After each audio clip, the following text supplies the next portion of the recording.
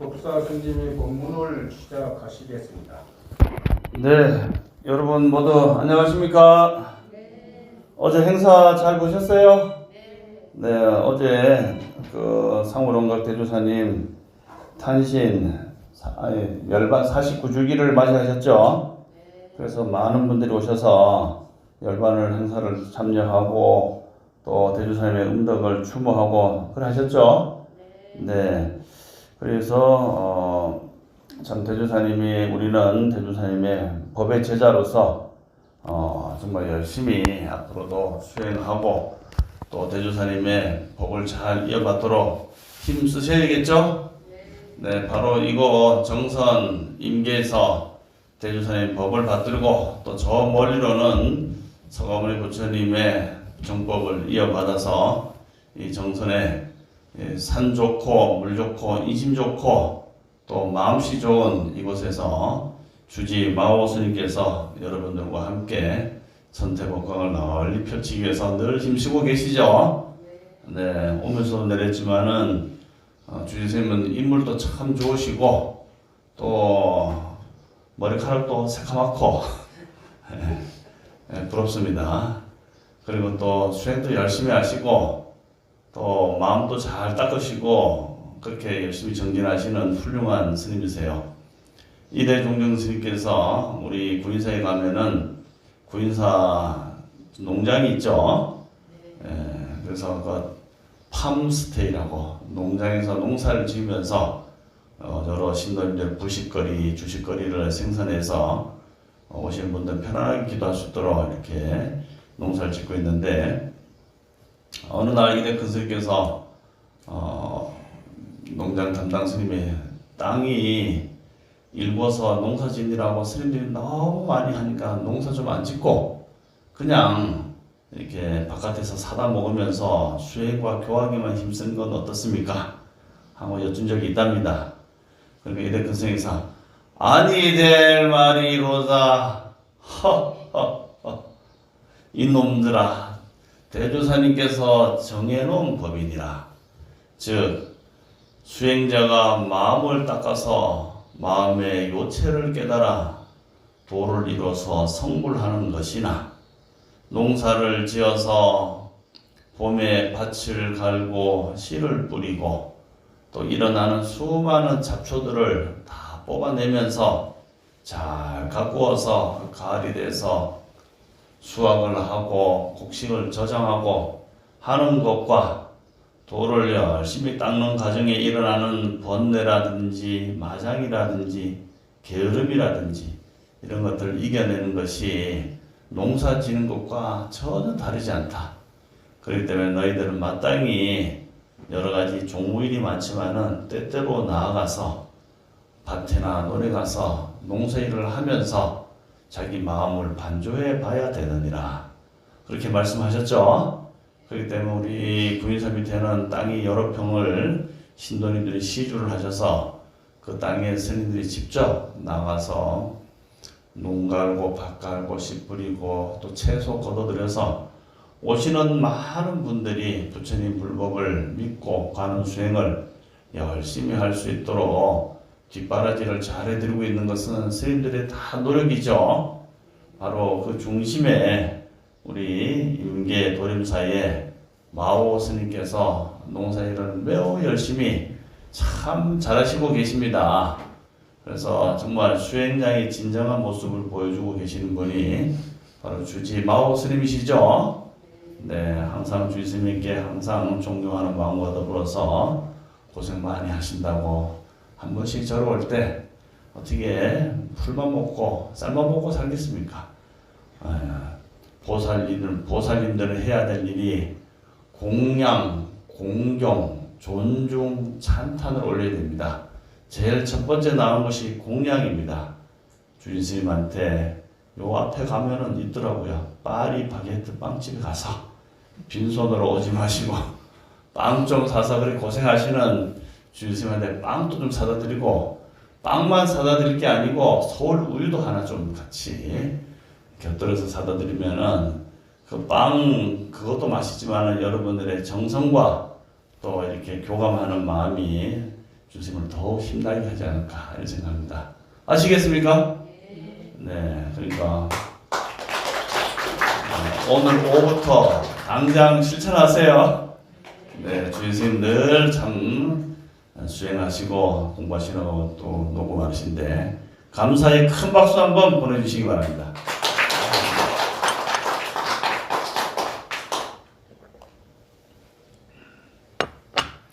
네, 오늘 제가 드리고 싶은 말씀은 업보, 즉 업보의 사례로서는 앙굴리 말라라고 하는 잔혹한 살인마의 이야기를 한번 해드릴까 합니다. 이 세상은 본체는 바로 불신이고 법신입니다. 모든 존재 만물이 그대로 부처님 몸 아닌 것도 없고 다 모든 존재 만물이 부처님의 마음과 다르지 않습니다.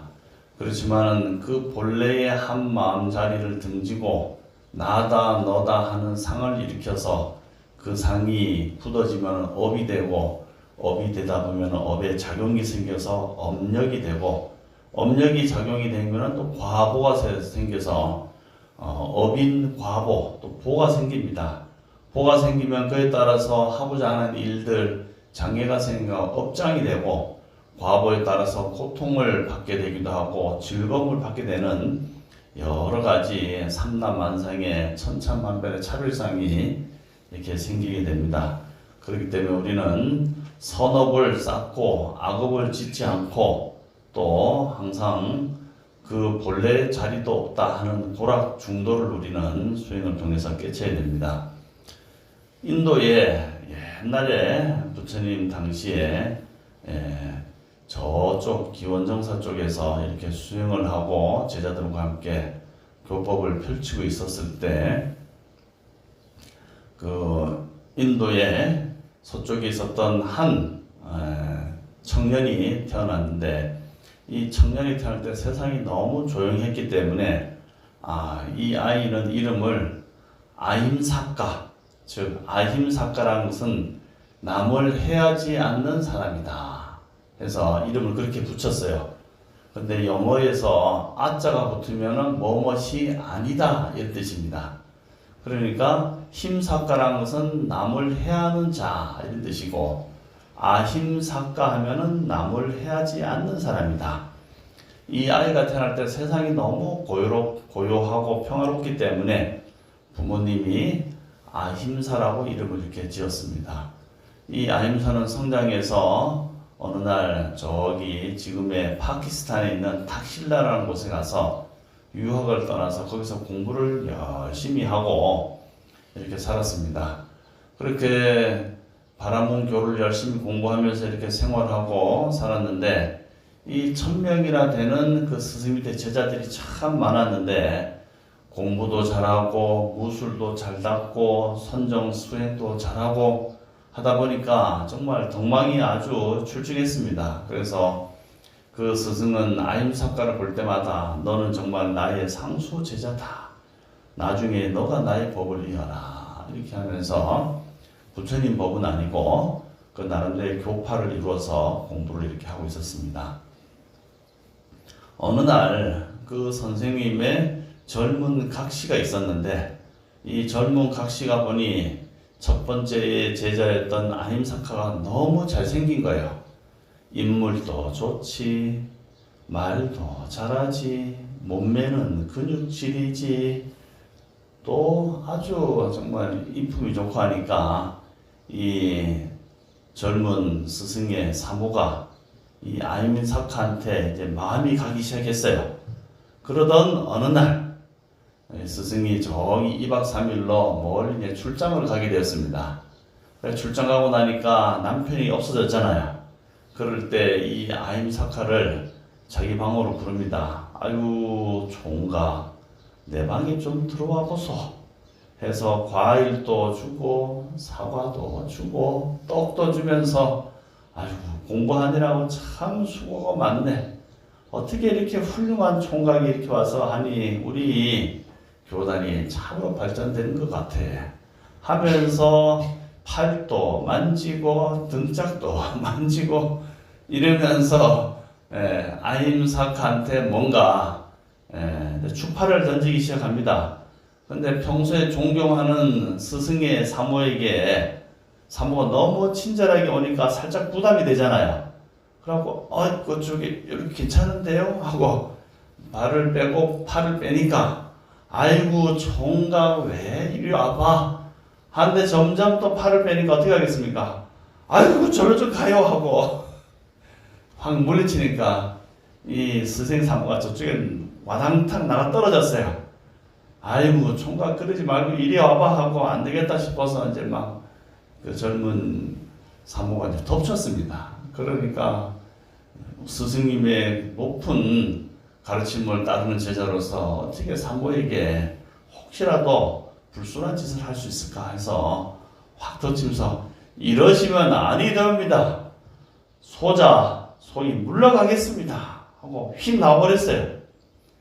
그렇게 자기의 뜻을 이루지 못하니까 이 사모가 원망스럽기도 하고 수치스럽기도 하고 창피하기도 하고 혼자 이제 씩씩거리면서 사랑이 증오로 바뀌기 시작했습니다. 그래서 2박 3일 후에 스승이 딱 돌아오니까 거기서 자기의 남편 보고 여보 당신이 지금 저 아임사카 수제자가 공부를 잘하고 있다고 생각하세요? 그러니까 그렇게 가장 잘하지 않는가? 정말 나의 법을 이을 자야. 아주 훌륭하지. 이렇게 하니까 당신이 그것은 착각하는 겁니다. 저놈이 얼마나 교활하고 이중적인 인간인지 아십니까? 여보 그게 무슨 소리요? 하니까 당신이 저 멀리 출장을 간 그날 오후에 제 방으로 쳐들어와서 갑자기 제 옷을 벗기려고 하고 저를 겁탈하려고 하지 않았습니까? 저의 힘이 약하고 여자의 몸으로 막아내기가 너무 힘들었습니다. 그러니까 그래서 어떻게 됐단 말이요?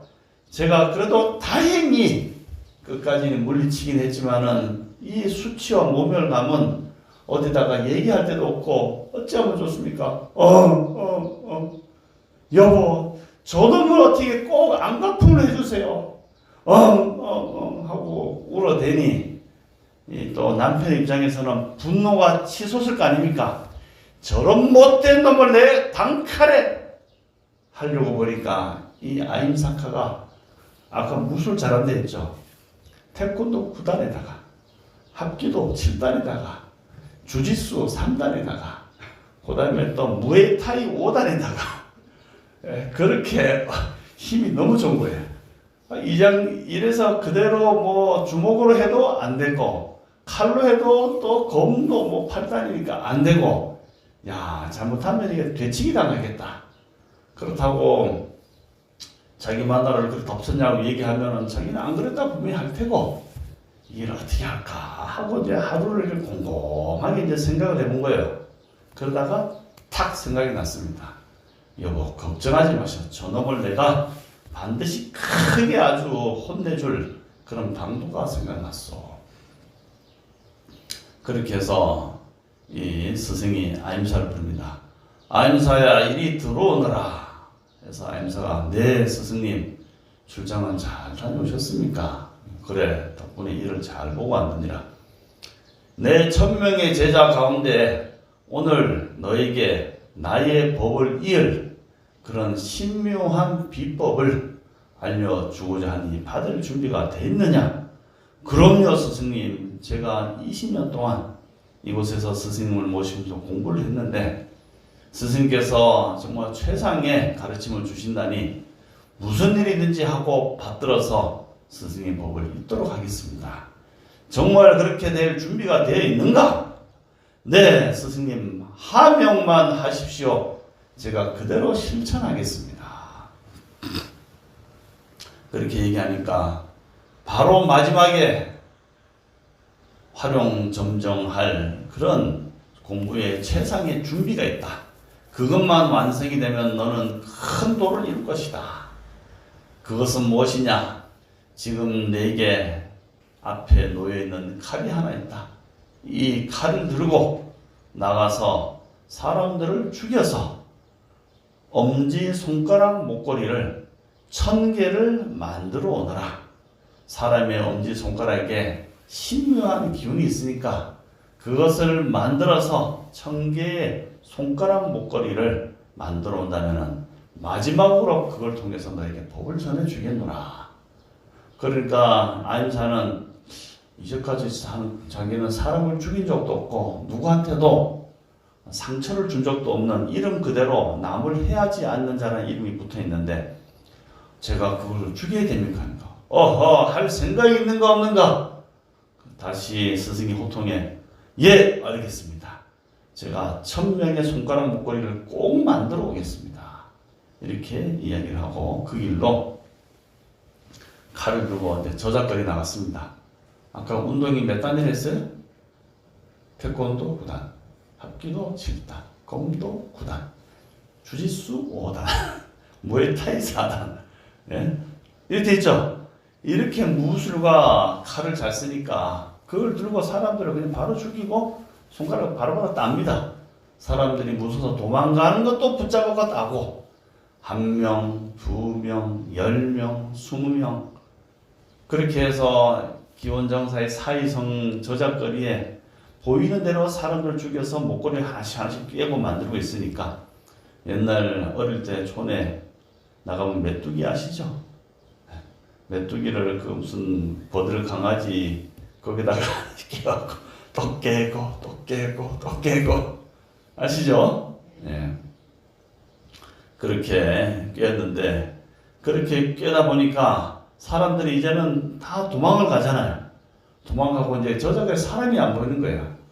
그렇게 있는데 이 보고가 사이성에 있는 프라세나지 왕에게 전해지게 됩니다.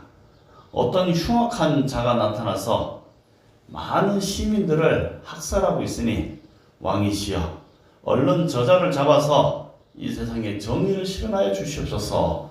통촉하여 주시옵소서. 폐하 하명만 내려 주시옵소서. 폐하 하고 신하들이 자꾸 감옥하니까 내 마땅히 그 나쁜 놈 손가락을 꿰어서 반지를 만들고 목걸이를 만드는 자 이름하여 앙굴리 말라. 앙굴리는 손가락이요 말라는 목걸이입니다. 이름이 아임사에서 앙굴리 말라를 처단하러 가자 하고 군사를 모으고 내일 출정하기로 준비되어 있습니다. 앙굴리 말라는 시내의 사람들이 안 보이니까 저 숲속으로 가서 숲속에서 지나가는 사람을 죽이려고 대기하고 있었습니다. 그렇게 시내에서 그런 포고가 있다는 것을 알고 앙굴리 말라의 어머니가 그 소식을 듣게 됩니다. 우리 아들 아임사가 사람을 저렇게 죽이고 있으니 저 어찌할꼬 하던 참인데 왕이 앙굴리 말라를 죽이러 간다는 얘기를 들으니까 어머니 입장에서는 비록 살인마지만은 내 아들을 살려야겠다 하는 생각이 들겠죠. 그게 모성애가 아니겠습니까? 그래서 그 얘기를 듣고 그날 밤에 아들이 있다고 하는 그 숲속으로 밤새도록 달려가게 됩니다. 달려가고 앙굴리 말라를 만들려고 이렇게 돌아다니고 있는데 그때 기원정사의 부처님께서 다 저녁에 앉아서 공양을 다 마치시고 또 공양은 뭐 낮에 아침에 드시지만은 다 씻고 선정삼에 딱 들어 계시고 제자들한테 이제 법을 설하시는데 그날은 마침 부처님께서 아무 설법도 안 하시고 삼매매를 딱 들어 계시는 거예요. 대중들도 삼매에 딱 들어 있고 아무 말씀이 없으신 겁니다. 대중들이 듣다가 왜 부처님께서는 오늘 저녁에는 설법을 안 해주시지? 그러면서 그렇게 밤이 지나갔습니다. 아침이 되자마자 새벽에 부처님께서 아나나 지금 나랑 갈 데가 있으니 어서 가자, 바삐 가자, 빨리 가자 하면서 길을 나서는 겁니다. 제자들은 아침에 차제 거식을 하는 시간이 있는데 새벽에 이렇게 나서니 부처님 무슨 일이십니까? 저에게는 얘기를 해 주십시오 하니까 거참내 다른 소리 말고 어서 따라오라니까 하면서 그 길로 그 숲속을 향해서 막 달려가시는 것이 아닙니까? 어머니하고 앙굴리말라가 서로 만나기 직전에 부처님께서 그 사이를 들어갑니다. 왜? 세상에 나쁜 놈 많다 해도 칼로 자기 어머니를 죽일 수도 있겠죠. 얘는 지금 맛이 갔잖아요. 그러면은 저 앙굴리말라는 영원히 벗어나지 못할 무간지옥의 대아비지옥에서 세세생생 고통을 받게 된다. 부처님께서 5가지 오역 중죄를 말씀하셨는데 5가지 돌이키지 못하는 아주 무거운 죄로선 첫 번째 아버지를 죽인 죄, 두 번째 어머니를 죽인 죄, 세 번째 아라한을 죽인 죄, 깨달은 사람, 네 번째는 부처님 몸에 피나게 한 죄, 다섯 번째는 대중의 화합을 깨트린 자, 그 중에서 두 번째 어머니를 죽이려고 하고 있지 않습니까? 앙굴리말라의 악업을 막기 위해서 부처님께서는 새벽같이 그렇게 나섰던 겁니다.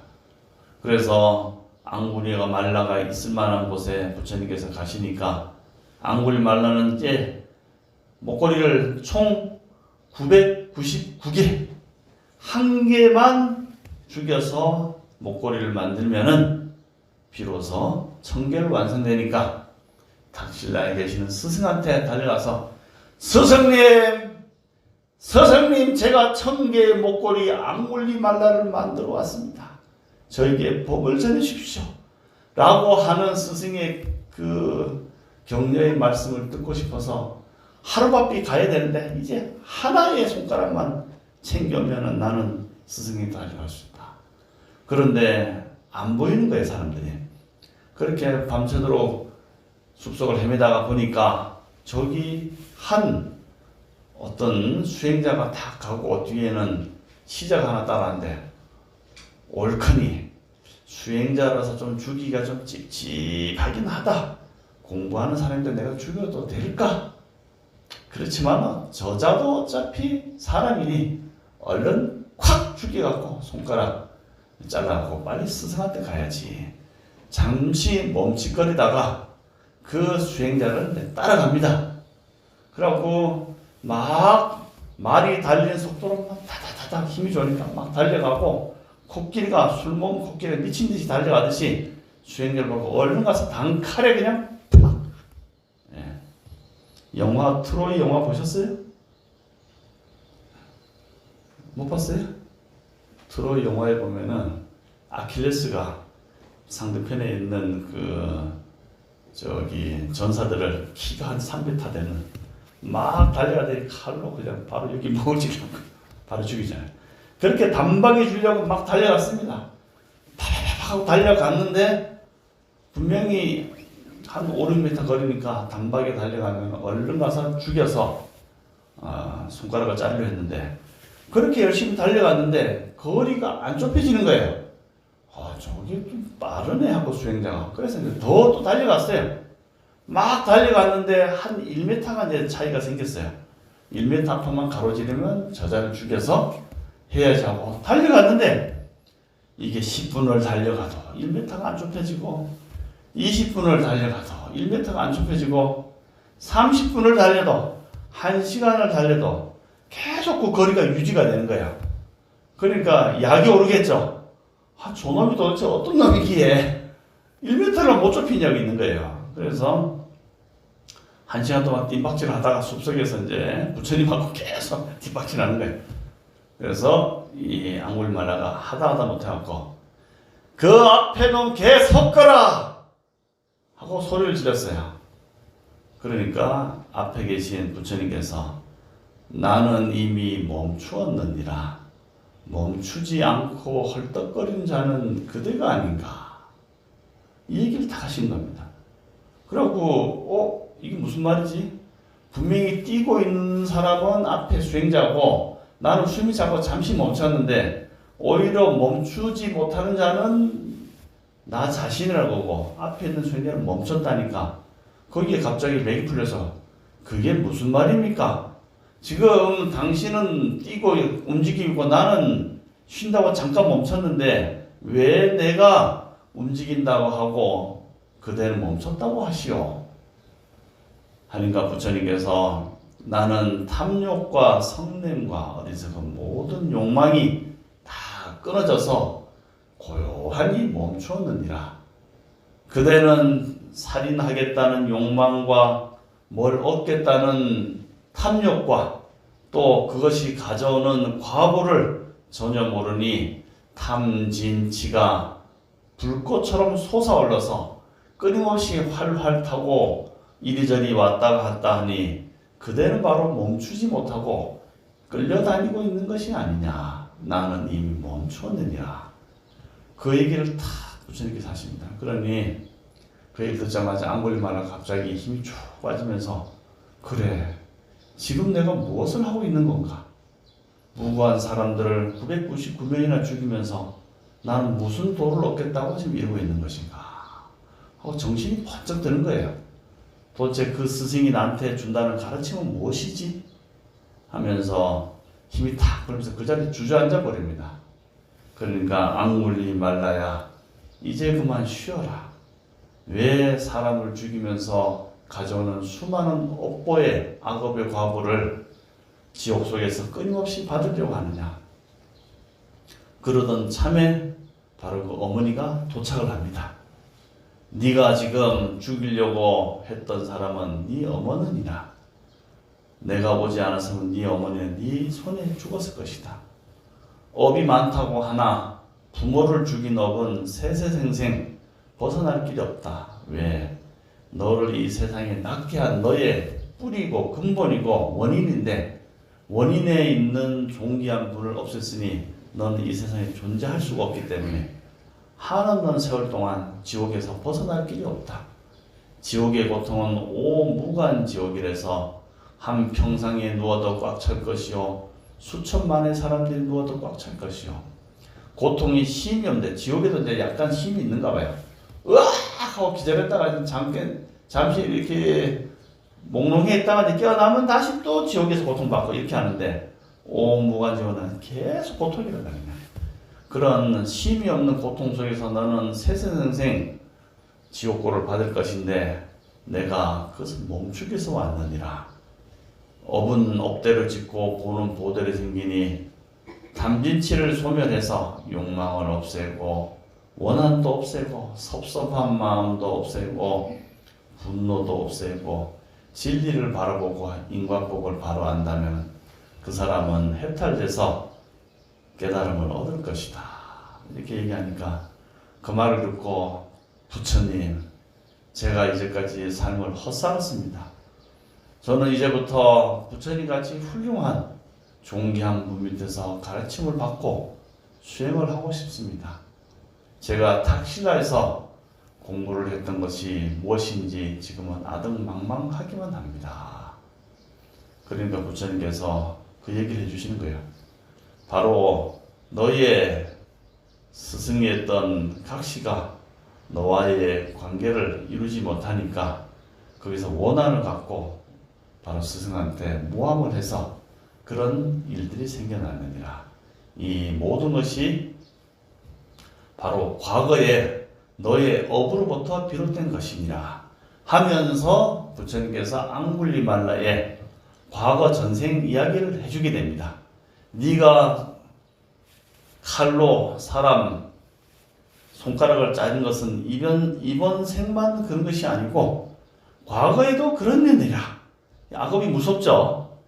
하면은 또 생기는 거예요. 그러면서 과거 전생 이야기를 해주시는데 그 자타카에 보면 마하수타소가 자타카라는 그런 547개의 자타카 가운데 537번째에 나오는 이야기입니다. 그래서 수타소마라고 하는 이 왕이 있었어요. 이 왕은 아버지는 그 인도의 왕이었고 어머니는 사자의 몸을 받았답니다. 그래서 아버지는 사람, 왕, 어머니는 사자. 근데 이게 말이 되냐?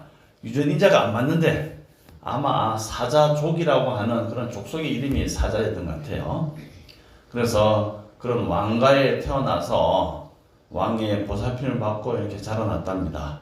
그런데 이 태자로 있을 때 평소에 잘 지냈던 친구하고 같이 이렇게 생활하면서 공부도 같이 했는데 이 태자에서 이제 왕이 올라가서 이제 됐습니다. 그러니까 인도의 그 넓은 땅을 다스리는 훌륭한 인도 왕인데, 아무래도 왕은 음식을 좀 잘 먹겠죠. 우리나라 왕도 수라상이다 해서 뭐 12첩, 18첩, 30첩 뭐 이렇게 수많은 산의 진미들이 다 올라오지 않습니까? 너무 많이 먹고 운동을 안 하면 또 당뇨가 생길 수 있겠죠. 세종대왕도 당뇨가 좀 심했잖아요.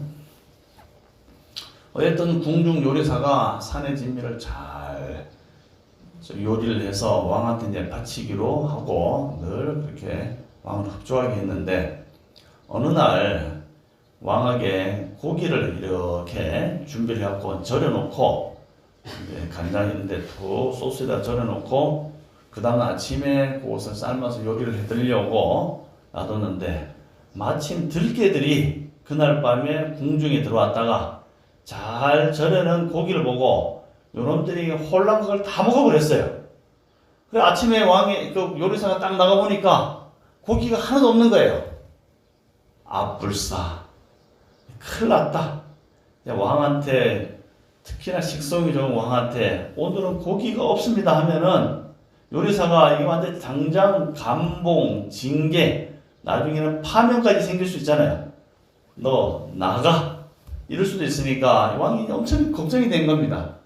야, 저 왕은 밥 먹을 때마다 고기를 너무 좋아해서 고기 없이 상이 나간다면 분명히 큰 징계가 될 것인데 이를 어쩌나 하고 있는데, 마침 궁중에 젊은 어린 소년 하나가 이렇게 갑자기 뭐 급사를 해서 죽었어요.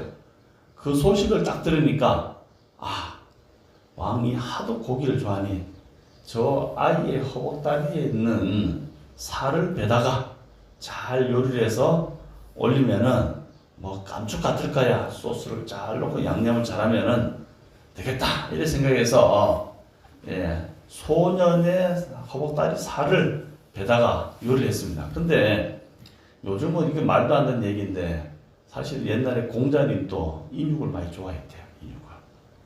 그래서 중국 영화 같은 데 보면 저기 용문객장이라고 중국 영화 보셨어요? 용문객장이라고 저 뭡니까 중국 저 서쪽에 도낭이라든지 우르무치, 투르파 이런 데 사막이거든요. 사막의 영화에 보면은 중간에 객잔, 지금 요즘 얘기하면 여관에다가 식당이 같이 곁들여진 그런 곳인데, 거기에서 그 여러 사람이 지나가면서 만두가 나와요. 만두를 이제 다 먹고 하는데 어떤 일당의 무사들이 와서 이 만두를 딱 먹었는데 갑자기 이게 냄새가 확 나는 거예요. 그래갖고 다들 뱉어하고 다 뱉었는데 이상하다. 그래갖고 이 사막에 무슨 양고기가 많아서 오는 사람마다 계속 이렇게 만두를 이렇게 대접할 수 있을까 해서 수색을 해보니까 그 중에 적당한 사람 죽여갖고 내려오면은 그걸로 살을 빼서 요리를 해주는 거예요, 이게. 근데 뭐 일설에 의하면 공자님도 옛날에는 인육을 많이 즐겨 드셨대요. 지금은 사람 먹는 게 절대로 안 되는데 옛날에 먹을 거고 할 때는 또 약간 신분이 높으면 그렇게 대접을 했는 게 있는가 봐요. 그러니까 이런 얘기가 나오는 거죠, 이게. 그래서 요리사가 그 소년의 인육을 잘 요리해서 들으니까 그래갖고 이제 조마조마했죠. 자기도 인육을 못 먹어봤을 거 아니에요. 그래서 어쨌든 요번 한 끼만 잘 넘어가면 된다 생각하고 대접을 했는데, 왕이 그 음식을 먹고 고기를 먹더니 요리사 당장 들어와 하고, 예 폐하 무슨 일 있습니까? 그러니까 도대체 이 고기가 어디서 난 고기냐? 뭐 요리가 잘못됐습니까? 하니까 너무 맛있어서 점심때도 이 고기 가져오고 저녁에도 이 고기 가져오고 내일 아침에도 이 고기 갖다 데려가도록 하라 하니까 요리사가 예 대답 그렇게 하겠습니다 대답해보니 큰일 났잖아. 이게 고기를 어디서 맨날 구해와. 정선 장식장에 맨날 가야 됩니까? 그래서 할 수 없이 고기는 구해와야 되고, 입맛은 지금 왕의 입맛은 배려놨고, 그렇게 해서 할 수 없이 수소문해서 궁중에서 죽은 사람이 있으면은 그거를 이제 밀 반출해서 살을 떠서 이제 왕한테 갖다 바치셔야겠어요. 그러니까 오늘 고기는 맛있네, 좀 빠지네 하면 젊은 사람의 고기. 그렇게 인육을 계속 공부를 하는 겁니다. 공부를 하다 보니까 왕이 먹는 식성에 맞춰서 고기들이 좀 아무래도 좀 젊어야지 고기가 맛있을 거 아니에요. 그게 공급이 됩니까?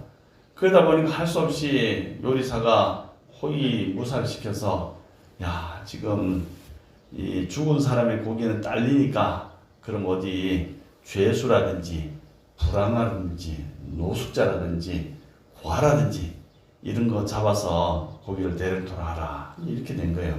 비밀리에. 그렇게 해서 이제 고기를 갖다 냈는데 그게 계속 숫자가 딸려요. 그러다 보니까 할 수 없이 저작거리에 나가서 무고한 양민들을 몰래 납치해서 여자고 남자고 이제 계속 고기를 대다 보니까 그 시내에 소문이 파단 겁니다. 밤에 사람들이 납치가 돼서 어디론가 사라진다 해서 시내에 이제 수많은 흉흉한 민심이 드니까 시민들이 왕한테 와서 폐하, 지금 이 우리나라의 국토에 수많은 유부녀 납치 또는 소녀 유괴 또는 여러 사람들을 자꾸 납치하는 일들이 생기니까 이 범인을 잡아다가 즉각 조치를 하여 주시옵소서, 통첩하여 주시옵소서 하고 계속 탄원을 내고 국민신문고에 올리고 댓글 달고 청와대에 편지 보내고 했는데 왕이 이제 나중에 그걸 알 거 아니야. 이게 고기가 이게 공급이 안 된다는 거. 그러니까 그냥 묵묵부답이라, 나는 그래도 이 고기 먹어야겠다. 그렇게 해서도 시민들이 해결이 안 되니까 요즘 얘기하면 경찰청장 총호위 대장에게 다시 탄원을 합니다. 그러니까 호위 대장이 봐도 야, 이거 심각하다, 우리나라 치안이 문제가 있다 해서 그 경찰청장이 나서서 그 범인을 색출하게 됩니다. 그래갖고 아까 호위 요리사 옆에 그 죽이는 사람이 있다 그랬죠. 어떻게 하냐, 그 사람을 잡아요. 잡아갖고 말하자면 형장에다가 자꾸 취재를 합니다.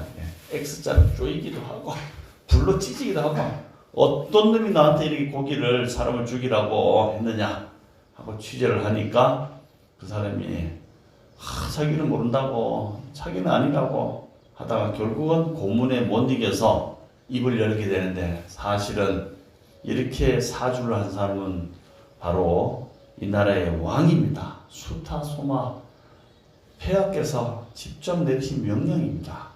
왜 이런 일을 시키시냐 하니까 왕이 고기를 너무 좋아해서, 인육을 좋아해서 이런 일이 생겼습니다. 야, 이거는 이럴 수는 없다. 지금 아무리 왕이라도 이렇게 잔혹무도한 일을 행하는 사람은 왕의 자격이 없다. 그래서 그야말로 그대로 쿠데타를 일으켜서 왕을 끄집어냅니다. 그래서 요리사하고 둘이 니들끼리 저 숲속에 가서 잘 먹고 잘 사든지 그래서 나가라 하고 죽이지는 못하고 왕이니까. 그래서 깊은 밀림으로 추방을 시켜버렸어요. 그래서 이 수타소마 왕은 그 길로 숲속에 들어가서 또 먹는 버릇이 남아있잖아요. 지나가던 사람 죽이고 먹다 보니까 이제 사람이 안 보이는 거죠. 숲쪽으로 아무도 안 갑니다. 그러니까 할 수 없이 왕이 자기가 칼을 들고 자기한테 요리를 해줬는데 요리사까지 죽여버려요. 그렇게 해서 요리사도 죽어버리고 있던 참에 어릴 때 같이 공부하고 했던 그 친구가 있었잖아요. 그 친구가 이렇게 폐위가 돼서 숲속에 헤매는 왕을 보니까 너무 안타까운 생각이 들어서 그 일로 그 숲속으로 찾아갑니다. 그래서 이 수타소마가 친구같이 죽이려고 했는데, 여보시오, 내 말을 잘 들어보시오. 이것은 바른 법도 정법도 아니고 고기에 미쳐서 당신의 인생을 이렇게 망칠 생각입니까? 부처님 법을 믿으시오. 부처님 법에는 업보가 있고 과보가 있으니 이대로 계속 가다가는 한없는 고통이 빠질 것입니다. 그렇게 부처님 법을 쫙 들려주니까 그제서야 정신이 퍼쩍 들면서 내가 왜 이렇게 살았지 하고 칼을 버리고 참여를 하게 됩니다. 교화가 다 끝나니까 왕을 데리고 이 친구가 도성으로 들어옵니다. 그래서 호위 대장을 만나서 이제는 대왕께서 그러지 않으니 우리가 다시 한번 기회를 줍시다 하니까 호위무사도 그래도 그전에는 선정을 잘 베풀었으니까 다시 왕으로 받아들여서 그 다음부터 나라를 잘 다스렸다 했는데, 그때 이 사람들 죽였던 사람이 누구냐? 바로 그 다음 생에 몸을 받은 앙굴리말라, 이 아임사라는 사람입니다. 그렇게 업이 전해져서 다시 이 아임사 앙굴리말라가 999명의 손가락을 자르고 부처님의 교화가 돼서 그 자리에서 아난 존재에게 명령을 내립니다. 아나나, 이 앙굴리말라의 머리를 깎이고 가사를 입혀라. 그래서 머리 다 깎여주니까, 스님들이 중이 제 머리 못 깎는다고 하죠. 제 머리 잘 깎습니다, 여러분. 뭘 잘 모르시는가 본데. 요즘은 그 바리깡 아시죠? 전동으로 딱 윙 하면 쫙. 중이 제 머리 잘 깎아요, 스님들이. 근데 왜 제 머리 못 깎는다고 말이 나왔느냐? 스님은 셀프 스님이 될 수 없다는 겁니다. 내 스님 합니다, 이게 아니고 우리는 부처님의 제자다. 석가모니 부처님께서 가섭존자에게, 가섭이 아난에게 법을 이어받아 오기 때문에 스님이 되고 승려가 된다는 것은 나의 위에 스승이 있고 그 스승의 법을 받아서 가르침을 따라서 공부하고, 또 나도 밑에 제자가 있다면은 제자에게 법을 전해주는 의미로서 네가 내 법을 받는다라는 의미에서 머리를 이렇게 깎아줌으로 인해 갖고 법이 전수가 된다, 이런 뜻이에요. 그래서 중이 제 머리 못 깎는다는 말은 혼자서 뭐 독학해서 산속에 가서 혼자 공부하는 선임도 있을 수 있지만은 산속에 혼자 가서 공부하면 문제가 있어요. 왜냐하면 이 허공에는 수많은 그런 즉 귀신 같은 혼식이 허공에 떠 있단 말이죠. 이게 이 중생, 소위 우리가 중생 무변 서원도 사홍선할 때 하죠. 중생이 얼마나 많은지를 부처님께서 한번 설명하신 적이 있어요. 과연 중생이라면 무엇이 중생입니까? 지옥에 있는 중생도 중생이죠. 그 다음에 귀신, 사람들이 이게 죽고 나서 모든 생명들 죽고 나면은 혼이 있잖아요. 이 혼이 다음 생에 몸을 못 받고 대기 상태에 있거나 아니면 욕심이 많아서 어디 붙어 있는 그런 아귀, 귀신 중생, 그런 중생이 있고, 그다음 축생, 몸을 받았지만 하얀 몸을 받은 축생이 있고, 몸을 받았는데 조금 모양이 예쁜 우리 사람들, 특히나 우리 임계 도림사의 보살님들은 다 한림을 하시네요. 예쁘시네. 이 정도 하면 원래 박수가 나오는데, 네. 예쁘세요, 예쁘시다고요, 여러분. 네. 그리고 또 천상이도 있고 악이도 있는데, 부처님께서 이 중생이 얼마나 많으냐 숫자로 설명했어요. 삼천대천세계 온 우주의 허공과 허공이 아는 이 물질이 있는 모든 세상에 이 물들이 엄청 많겠죠. 다 그걸 이제 물로, 한 방울의 물로 치자.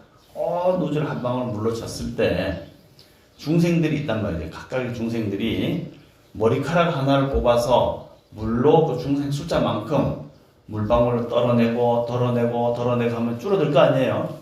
그렇게 다 엄청 이 각각이 가지고 있는 식을 가진, 생각을 가진 중생들이 물방울을 붓끝으로 덜어내고 해도 반도 못 채울 정도로 이 중생들이 그렇게 많다요, 이게. 그만큼 중생들이 수두룩빽빽이고, 이대 큰 스님께서는 이 혼식, 니들이 영가를, 혼식을 못 봐서 그렇지, 눈 뜨고 제대로 보면은 이 허공에 어디 먼지 하나 놓을 자리 없을 만큼 혼식이 파글파글하답니다. 그러면은 여러분들 생각해 보세요. 지금 우리가 봄에 벽실을 심어서 모내기 했잖아요. 가을 되면은 다 이제 주술해서 그 어디다 놓습니까? 여기 임계 농협 창고에 수매를 해서 보통 다 가져가잖아요. 집에 놔두면 이게 또 뭐 관리 보관도 안 되고 습기도 차가니까. 그렇게 그 씨앗들이 땅을 만나서 가을에 거둬들여서 농협 창고에 들어가 있으면은 이 씨앗들은 나는 농협 창고에, 좋은 창고에 있으니까 아주 편안해. 나는 밭으로 나가고 싶지 않고 계속 이 안에만 있을 거야 라고 생각할까요? 아니면 이 씨앗들이 나는 빨리 어서 땅과 물을 만나서 마음껏 내가 나를 피우고 꽃 피우고 자라나고 싶고 이렇게 생각할까요? 나가려고 그러겠지 당연히. 그 답답한 창고 안에 가만히 있고 싶고 그 하겠어요? 그렇겠죠. 빨리 뭔가를 하고 싶을 거 아니에요. 만약에 그 씨앗이 사람이라든지 여러 가지 혼이라고 생각해보세요. 혼이 허공에 그냥 가만히 떠있기만을 창고 같은 허공에 그냥 가만히 있고 아무것도 못하고 그냥 그렇게 있기를 원할까요? 아니면 얼른 사람 몸 받아서 마음대로 먹고 다니고 구경도 하고 뭔가 일을 하고 싶을까요?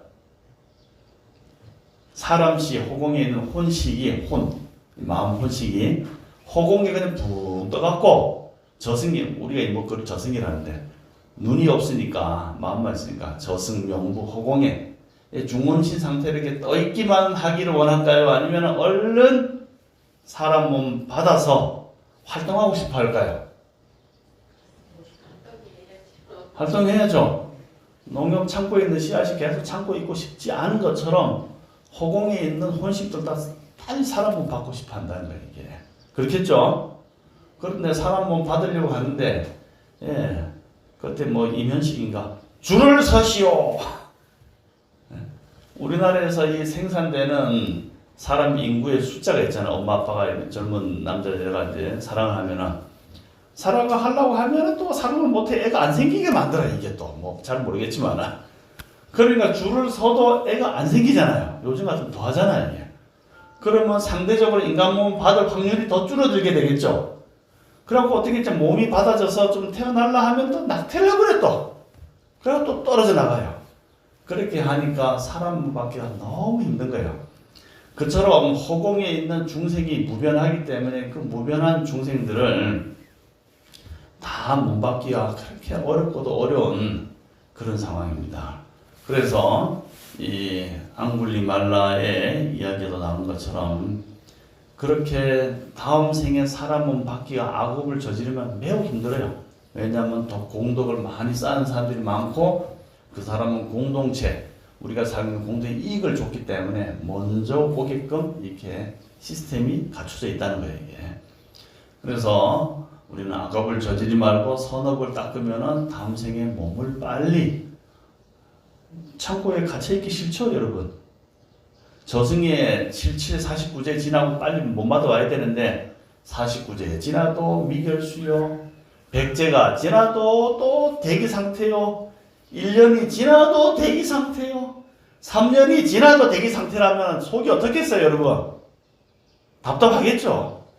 나의 조상님들이 빨리 사람 몸 받아서 뭔가 활동을 해야지, 아니면 깨달음의 자리로 가서 천상을 가든지 극락을 가든지 이렇게 자기 뜻대로 되는 어떤 환경에 처했을 때 이 사람은 행복한 거지.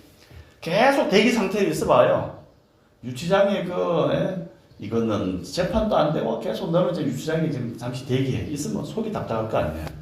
그렇기 때문에 공덕을 많이 닦은 사람은 대기 상태가 없고, 전생에 나라를 구했냐 이런 얘기 하는데 전생에 나라를 구한 사람들은 대기가 없어요.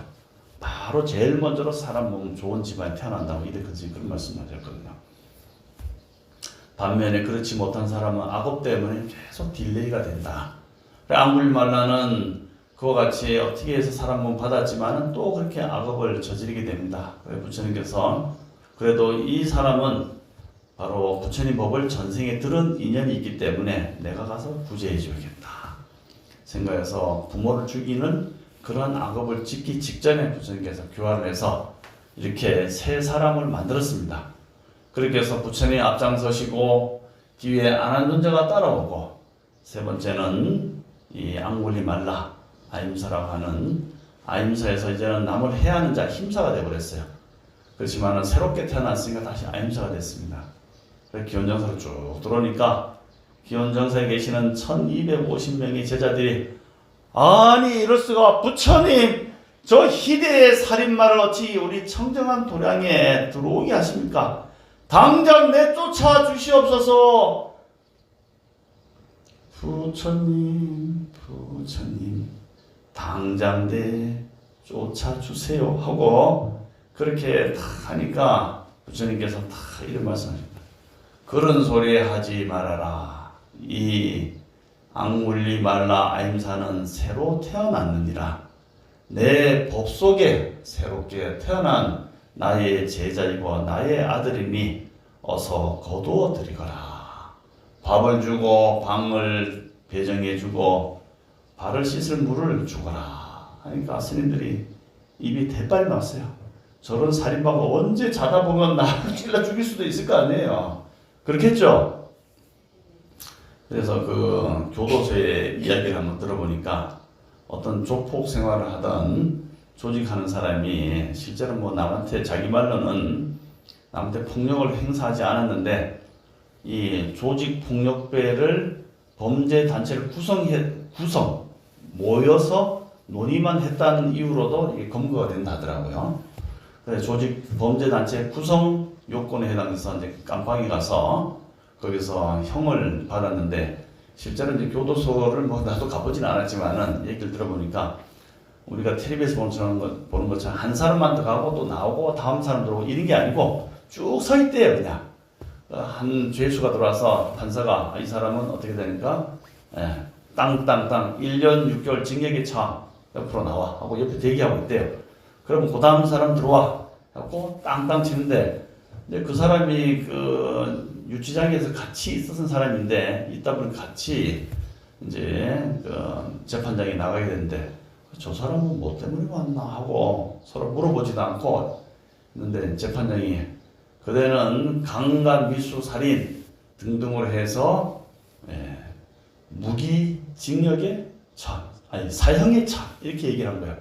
그래서 이 사람이 뭐 사형이라고? 깜짝 놀라는 거예요.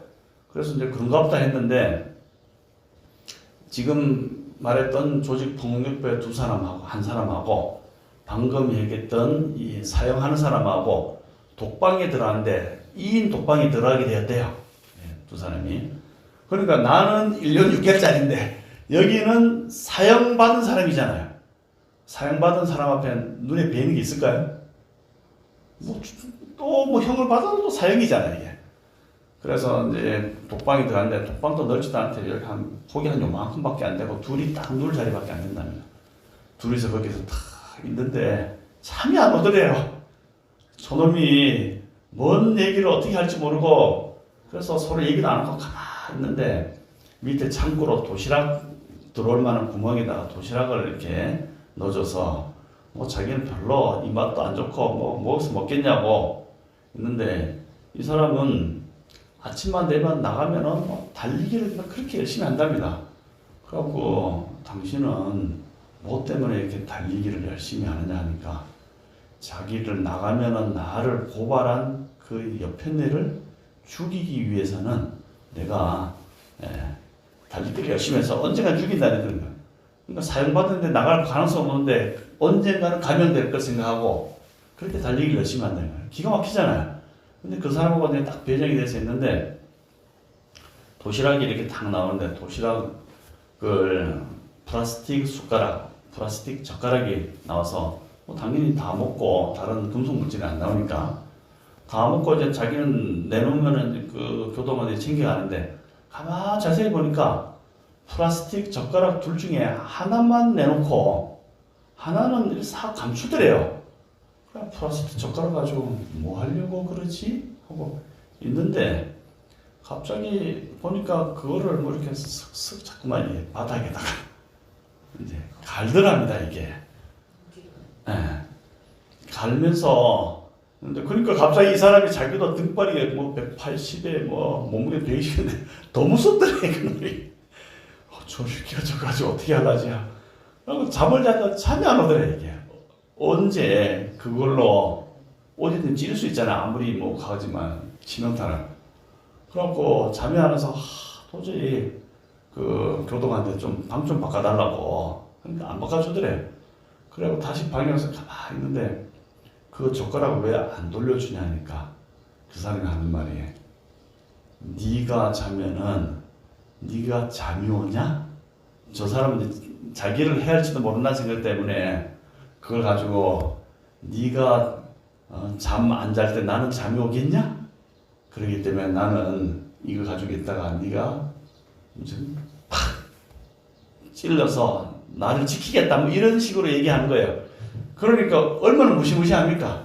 자기도 한 등발 하는데 거기서 도저히 못 살겠고 막 두드리면서 좀 나 좀 내보내 달라고 그렇게 탄원을 해서 결국 이제 그날 밤은 나왔는데 그 다음날 다시 또 들어가라래요 그게. 나는 여기서 못 산다고 그렇게 하다가 어떻게 이제 풀려 나와서 다른 방으로 갔는데 그처럼 교도소에 가면 안 된답니다. 이게 그 옆에 있는 그 수용소들이 더 무섭다고 합니다. 그처럼 이제 앙굴리말라도 그렇게 대중생활을 하게 됐는데 대중생활 속에서 옆에 있는 스님들이 너무 무서운 거예요. 그래서 부처님 좀 독방을 스님 바꿔달라고 하니까 부처님이 쓸데없는 소리 하지 말아라. 같이 살아라. 옆에 스님이 잠을 못 자요. 막. 그러다 이제 아침이 돼서 탁발을 하러 이제 쭉 나가는데 앙굴리말라가 머리를 깎았지만 얼굴을 알잖아요. 그러니까 시민들이 오 저기 앙굴리말라 온다고 다 도망가고 탁발이 안 되는 거예요. 이게. 그래서 부처님은 오늘 공치고 왔습니다. 그러니까 앙굴리말라를 우리 일행에서 좀 빼주세요. 그래도 우리도 먹고 삽니다. 그러니까 그런 소리 하지 말아라. 그는 새로 태어났느니라. 오늘 너희 다른 지역에서 받은 밥을 좀 나눠주거라. 그래서 이제 하루를 먹고 그 다음날 다시 또 나갔는데 사람들이 스님이 됐다는 걸 알고 더 이상 사람을 죽이지 않는다는 걸 알고 그때부터 돌멩이를 들고 앙굴리말라를 던집니다. 마치 기독교의 사마리아 여인한테 돌을 던지는 뭐 그런 것처럼 돌을 던지니까 앙굴리말라가 피투성이가 됩니다. 얼굴도 터지고 머리도 터지고 등도 깨지고 피를 철철 흘리면서 한 바퀴를 돌고 들어옵니다. 앙굴리말라야 오늘 탁발을 좀 받았느냐? 아무도 주지 않습니다. 그래 내가 먹던 밥을 주겠다. 이걸 먹어라. 네 부처님 공양을 먹습니다. 앙굴리말라야 너의 업과 살인한 그런 죄업 자체의 본성은 공하지만은 현상 세계에서는 또 과거가 있느니라. 그렇습니다. 부처님 그러나 저는 법의 자유를 얻었습니다. 부처님 전 이제 열반에 들렵니다. 하고 그대로 맞아서 치료를 안 받고 그대로 매진탕으로 조용히 열반에 들면서 깨달음을 얻었다고 합니다. 그래서 우리가 그걸 보면은 현상의 깨달음은 고요하고 본래 자리지만은 또 본체는 그렇지만 현상 세계 속에서 지었던 업은 내가 또 받을 수밖에 없는 것이다. 이걸 보면서 되도록이면은 신구의 말도 조심하고 생각도 긍정적으로 말하고 또 행동도 잘해야겠죠. 우리 임기 지역에 또 도림산 그런 분이 없지만은 다른 저기 어디 경상도 전라도 가보면 촌에 마을 회관에서 할머니들이 그 10원짜리 고수도 치다가 뺏기니까 사이다에다가 뭐 이상한 거 타서 먹으라고 해서 먹고 집에 가버려서 그거 먹다가 농약 사이다 사건 아시죠? 그게 보면 나이가 드셔도 자기가 가졌던 아집과 고집이 그대로 남아있다는 거예요. 이게. 저리 와서 공부 안 하고 수행 안 하고 마음을 닦고 소멸을 하지 않으면 나이가 많이 들어도 쌓아왔던 그런 업력이 욕망이 그대로 작용하기 때문에 나이가 들어서 더 인자해질 수도 있지만은 더 고집쟁이가 될 수도 있다. 우리 임계와 정선은 그런 분이 한 분도 없어요. 하지만 저 남쪽에 있는 사람들은 그럴 수도 있습니다. 제가 오다 보니까 이 지역이 너무 청정하고 너무 깨끗해요. 정말 군사를 쭉 오는데 참 마음 하나 또 행동까지 다 깨끗한 청정으로 사신 여러분들에게 정말 진심으로 감사의 마음을 드리고 또 이곳에서 이 법을 널리 펼쳐주시는 주지스님께 다시 한번 큰 박수 보내주시기 바랍니다. 그리고 여러분들도 부처님과 대주사님의 음덕과 가피를 늘 받으시면서 행복하고 또 종례는 다 선물하시기를 바라겠습니다. 감사합니다.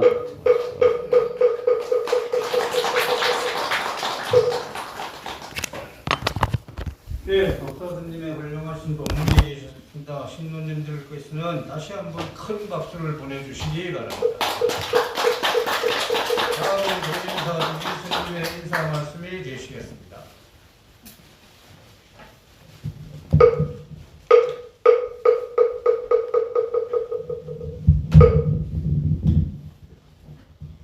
좋았어요. 제가 안 좋으려고 그랬는데 조금 좋았어요. 내용은 다 들었어요. 몸은 좋은데 앙골라마 얘기를 길게 들으면서 여러분들 반응이 좋았어요. 저도 그 얘기를 좀 해드리고 싶었는데 못하고 있었어요. 원래 연세가 많으시면은 저절로 어른이 된다라고 생각하는 분들이 많은데 절대 안 그래요. 나이가 들면 어린애가 된다는 경우도 많이 있고 한데 이번 부사수님이 그 예를 이렇게 들어가지고 해주셔서 굉장히 좋았어요. 저는 이제 제가 한번 이 부분을 어떻게 건드려야 될까 싶어서 제가 조심하고 있었던 부분인데 법사스님이 시원하게 말씀을 해주셨어요. 부처님도 그런 말씀하시고 큰 스님도 그런 말씀하셨어요. 닦지 않으면 절대 그 마음이 없어지지 않는다 그랬어요. 다음 생에 또 와야 그러니까 그 마음이 닦아버리면은 없어지는데 닦지 않으면 안 없어진다는 거예요. 나이가 든다고 해서 없어지는 게 아니라는 거죠. 그래서 굉장히